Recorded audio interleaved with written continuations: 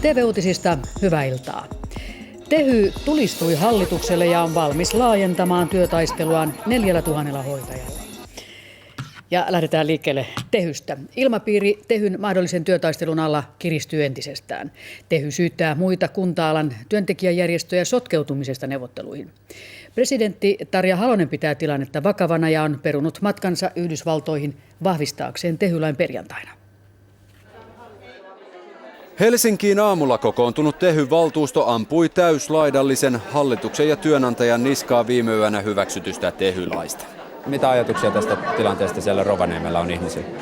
Me ollaan tosi vihassaan siellä, että me ollaan pettyneitä työnantajaan, että meidät pannaan näin nöyristelemään.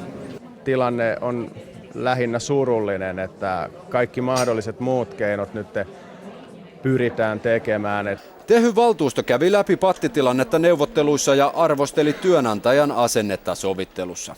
Tehy-johto syytti myös muita kunta-alan sopimuksen jo hyväksyneitä työntekijäjärjestöjä sotkeutumisesta Tehyn neuvotteluihin. Tehy on hermostunut muun muassa tästä lähihoitajien Superin puheenjohtajan omille jäsenilleen lähettämästä kirjeestä.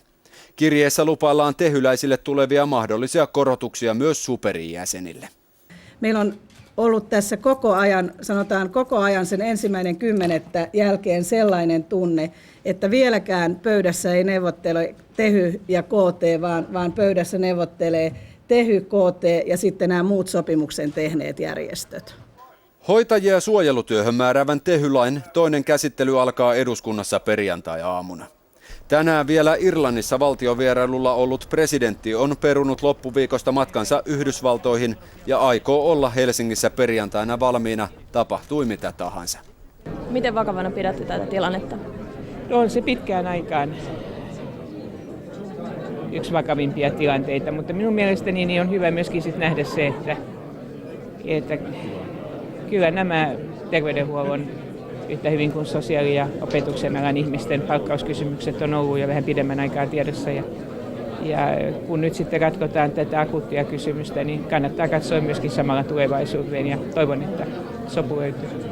Tehyn kiistaa sovitteleva lautakunta lähti hakemaan sopua jälleen illansuussa valtakunnan sovittelijan toimistossa.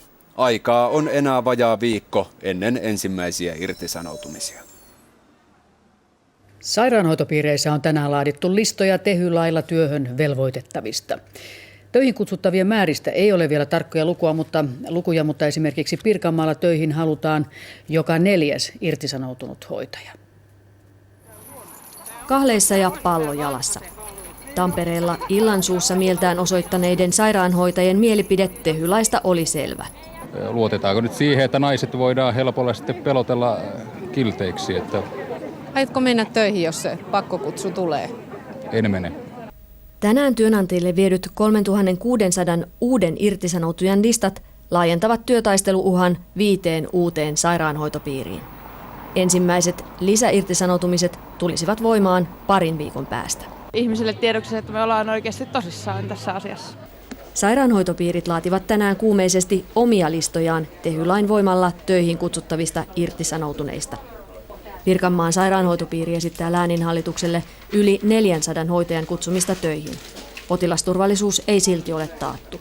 Jos se työtaistelu alkaa silloin maanantain tiistai vastaisena yönä, niin se on se hetki, jolloin tämä asia on aivan uutta ja me pelätään, että se on nyt näissäkin oloissa se kaikista vaikein hetki. HUS aikoo lennättää ensimmäiset potilaat ulkomaille huomenna.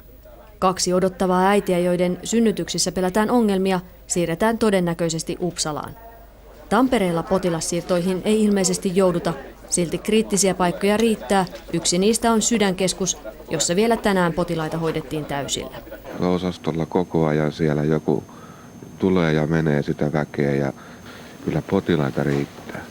Sydänosaston potilaiden tuki oli tänään sairaanhoitajien puolella, mutta silti huoli omasta hoidosta on mahdollisen työtaistelun lähetessä selvästi lisääntynyt. Toivottavasti ei ole mitään vakavaa ja pääsen parissa päivässä pois, että kyllä mä toivon, että tämä ratkeaa, että ei tulisi mitään. Kyllä se aiheuttaa niin paljon huolta kaikille.